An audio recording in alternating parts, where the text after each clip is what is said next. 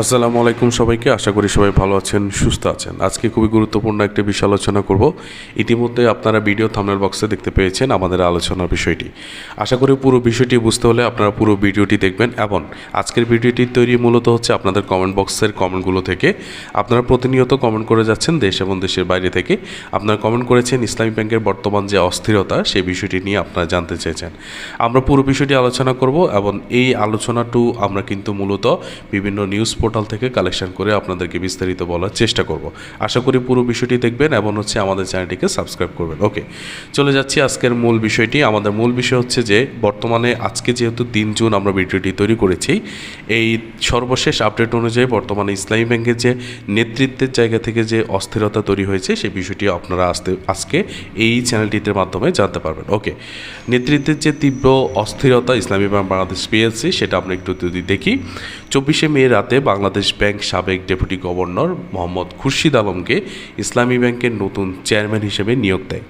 ঈদের আগে শেষ কার্যদিবসে অফিস সময়ের পরে এর আগে অন্তর্বর্তী সরকারের আমলে নিযুক্ত চেয়ারম্যান এম জুবাইদুর রহমান পদত্যাগ করেন। এই নিউজটি কালেকশন করেছি ঢাকা ট্রিবিউন থেকে। তার মানে হচ্ছে জুবাইদুর রহমানের পদত্যাগের পরে খুরশিদ আলম ইসলামী ব্যাংকের চেয়ারম্যানের দায়িত্ব পালন করে থাকেন। সর্বশেষ এর পরবর্তীতে যদি দেখি সেটা হচ্ছে যে 1 জুন 2024 সোমবার মতিঝিল ইসলামী ব্যাংকের টাওয়ারের সামনে সচেতন গ্রাহক ফোরাম এর প্রতিবাদ সহিংস আকার ধারণ করে। পুলিশ ওয়াটার ক্যানন, কাঁদানে গ্যাস ও সাউন্ড গ্রেনেড ব্যবহার করে বিক্ষোভকারীদের ছত্রভঙ্গ করে দেয়।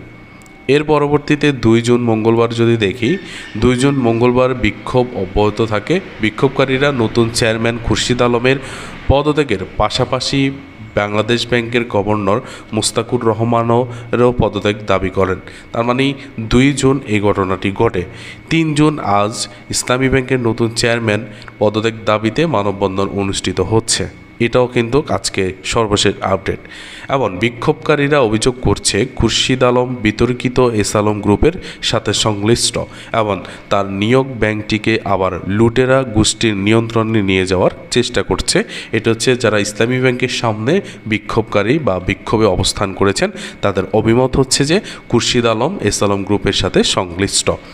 এর পরবর্তীতে 1 জুন রাতে ব্যাংকের বোর্ড সভায় ব্যবস্থাপনা পরিচালক মোহাম্মদ ওমর ফারুক খানের পদত্যাগ সর্বসম্মতিক্রমে গৃহীত হয়। অতিরিক্ত এমডি আলতাফ হোসেনকে ভারপ্রাপ্ত এমডি হিসেবে নিযুক্ত করা হয়। ঢাকা ট্রিবিউন থেকে এই নিউজটি কালেকশন করা হয়েছে। সর্বশেষ বাংলাদেশ ব্যাংকের এই ক্ষেত্রে এই বিষয়ের উপরে যে অবস্থান, বাংলাদেশ ব্যাংক বলছে এবং বাংলাদেশ ব্যাংক স্পষ্ট জানিয়ে দিয়েছে যে চলমান বিক্ষোভের কারণে নতুন চেয়ারম্যান খুরশিদ আলমকে সরানো হবে না। দ্য ফিনান্সিয়াল এক্সপ্রেস থেকে এই বিষয়টি নিশ্চিত করা গিয়েছে। তার মানে নেতৃত্বের যে অস্থিরতা বা নেতৃত্বের যে বিষয়টি সেটা কিন্তু আমরা তুলে ধরেছি। এবং নেতৃত্ব যে বিষয়টি দেখা যাচ্ছে সেটা হচ্ছে যে খুরশিদ আলমকে বর্তমান চেয়ারম্যান হিসেবে নিযুক্ত করা হয়েছে। এবং পরবর্তীতে বিক্ষোভকারীরা মানে সাধারণ যে গ্রাহক আছে তারা কিন্তু ব্যাংকের সামনে অবস্থান করেছে এবং সামনে অবস্থান করে খুরশিদ আলমের পদত্যাগ দাবি করছে বলে জানা গেছে। কিন্তু বাংলাদেশ ব্যাংকের অবস্থান হচ্ছে যে কোনোভাবেই বা বাংলাদেশ ব্যাংকের যে স্পষ্ট বার্তা সেটা হচ্ছে যে নতুন চেয়ারম্যান খুরশিদ আলমকে সরানো হবে না বলে বাংলাদেশ ব্যাংকের পক্ষ থেকে জানানো হয়েছে। ওকে, এটা ছিল যে ইসলামী ব্যাংকের নেতৃত্বের যে অস্থিরতা বা নেতৃত্বের যে বিষয়টি সেটা কিন্তু এখানে তুলে ধরেছি। এখন আপনাদের কাছে প্রশ্ন হচ্ছে যে আপনারা অনেকে প্রশ্ন করেছেন যে এই তীব্র অস্থিরতা যে গ্রাহকের উপরে কোনো প্রকার এফেক্ট পড়বে কি না। এই বিষয়টি দেখেন যে ব্যাংকের যে ম্যানেজমেন্ট বা ব্যাংকের যে চেয়ারম্যানশিপ এই বিষয়গুলো কিন্তু ব্যাংকের এক ধরনের স্বাভাবিক পর্যায়ে বা স্বাভাবিক প্রক্রিয়া ছিল।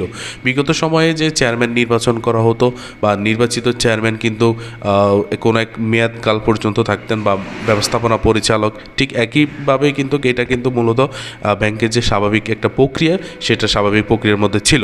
তবে বর্তমান যে পরিস্থিতি দেখা দিয়েছে এই ক্ষেত্রে কিন্তু আমরা দেখতে পাচ্ছি যে গ্রাহক যারা আছেন ইসলামী ব্যাংকের দেশের বাইরে বা দেশের ভিতরে যারা গ্রাহক আছেন এই বিষয়টি নিয়ে তাদের মধ্যে এক ধরনের একটা উদ্বেগ তৈরি হয়েছে।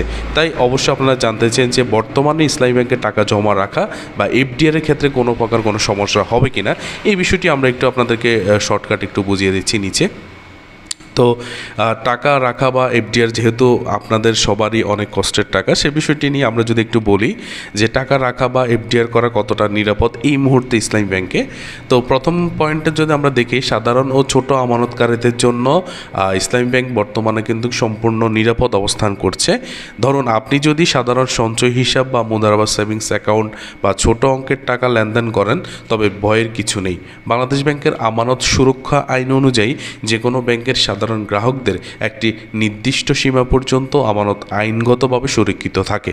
সেই ক্ষেত্রে বলা যাচ্ছে যে আপনার সাধারণ বা ছোট আমানতকারী যারা আছেন বা আপনাদের যে ছোট অ্যামাউন্টগুলো আছে তাদের জন্য কিন্তু সম্পূর্ণ নিরাপদ হিসেবে কিন্তু ইসলামী ব্যাংক বর্তমানে রয়েছে, যেহেতু বাংলাদেশ ব্যাংকের ক্ষেত্রে এই ক্ষেত্রে একটা আইনগতভাবে সুরক্ষিত থাকে।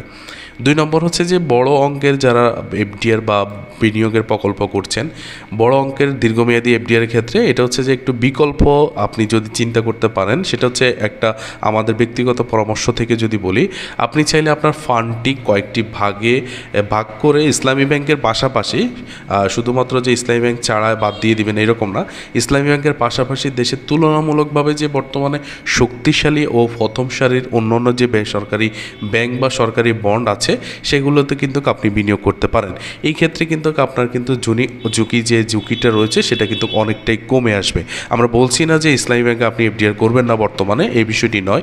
আপনি ইসলামী ব্যাংকের পাশাপাশি যে শক্তিশালী যে অন্য ব্যাংকগুলো রয়েছে, বেসরকারি ব্যাংক রয়েছে বা সরকারি যে বন্ড রয়েছে যেমন সঞ্চয়পত্র বা যে বন্ডগুলো আছে, সেগুলোতে আপনি ইসলামী ব্যাংকের পাশাপাশি আপনি বিনিয়োগ করতে পারেন। এই ক্ষেত্রে কিন্তু আপনি আপনার যে অর্থ আছে সেই অর্থের কিন্তু ঝুঁকিটা কিছু অংশে আপনার কমে যাবে। এই বিষয়টি আসলে গ্রাহকের একটা বিষয় আমরা পরামর্শ দিচ্ছি। এবার হচ্ছে নোটে আমরা একটা বিষয় লিখেছি, সেটা হচ্ছে যে ইসলামী ব্যাংকটি দেশের অন্যতম বৃহত্তম একটি ব্যাংক, সেটা অবশ্যই আমরা সবাই জানি, যেটা হচ্ছে রাষ্ট্র ও কেন্দ্রীয় ব্যাংক এটিকে টিকিয়ে রাখার জন্য সর্বোচ্চ চেষ্টা করছে। তবে বর্তমান ট্রানজিশন পিরিয়ডের যে বড় অঙ্কের যে কোনো দীর্ঘমেয়াদী বিনিয়োগের আগে ব্যাংকের সার্বিক রিকভারি আপডেট দেখে নেওয়া ভালো। আশা করি এই বিষয়টি আপনি বুঝতে পেরেছেন যে কোনো ব্যাংকের ক্ষেত্রেই বলুন, শুধুমাত্র ইসলামী ব্যাংক নয়, আপনি যদি কোনো একটি ব্যাংকে বর্তমানে টাকা জমা রাখেন সেক্ষেত্রে অবশ্যই আপনাকে মনে রাখতে হবে ওই ব্যাংকের বর্তমান যে বিষয়টি বা বর্তমান সার্বিক যে রিকভারি আপডেটগুলো আছে সেগুলো অবশ্যই আপনাকে জানতে হবে। আপনি জেনে বুঝে কিন্তু ব্যাংকগুলোতে আপনি টাকা জমা রাখতে হবে। এছাড়া যে এখান থেকে আমরা যে তথ্যগুলো দিয়েছি বা এই তথ্যগুলো আমরা শুধুমাত্র আপনাদের পরামর্শমূলক একটা তথ্য, এর পাশাপাশি হচ্ছে যে আমরা কয়েকটি নিউজ পোর্টাল থেকে আপনাদেরকে তথ্যগুলো দিয়েছি।